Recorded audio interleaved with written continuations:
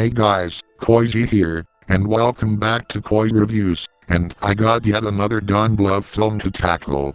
This time, it was the semi-last one in his filmography, which is 1997's Anastasia.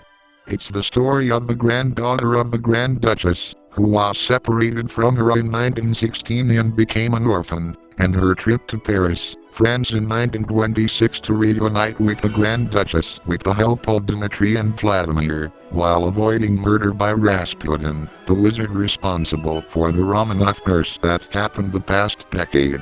This is one of those animated films of the 90s, where they try to copy Disney with their fairy tale musical formula, even if this film in particular is based off of a historical figure. But those movies would mostly fail.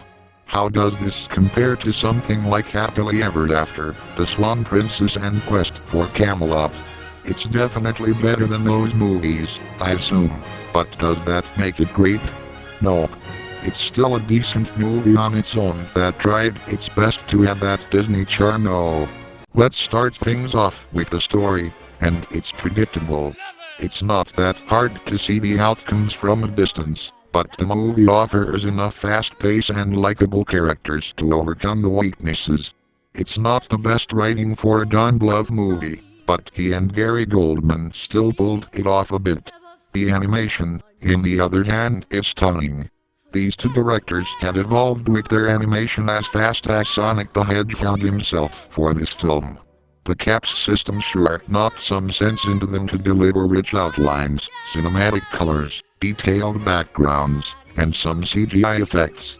It still has Bluth's signature style with a blend of realistic and abstract designs, rotoscoping on the human characters, and the painting aesthetic of those backgrounds. Remember, when I said that this movie has likable characters? Well, you have Anaya, who is the animated equivalent of Anne Hathaway's character in The Princess Diaries, except more snarky. There is also the quote-unquote prince, Dmitri, a con artist whose goal is to find the princess to reunite her with the Grand Duchess, Anya's grandmother, who is a sweet old lady that cares for her. The antagonist Rasputin, an underrated villain who's both threatening and relatable, and his henchman Bardog, who is one of the worst animated sidekicks in the 90s. He does have good voice acting from Hank Azaria, but he's just not funny. The rest of the cast has great acting too. The songs are mostly forgettable, except for one. In the dark of the night, just before dawn, revenge will be sweet. In the Dark of the Night is a banger. Like, the most memorable song in the whole picture. My biggest criticism for Anastasia has to be its cheesy tone. This is a Disney ripoff from the 90s after all, and when it feels like a Disney ripoff from the 90s, it brings down the quality of the feature a bit. Even the animation and songs have their cheesiness at times. Not to mention that some other characters like Vladimir have no personality. He's just Dimitri's sidekick. Besides, this movie wanted to be Disney so bad that it makes you forget that the source material is rather unique for a 90s animated musical.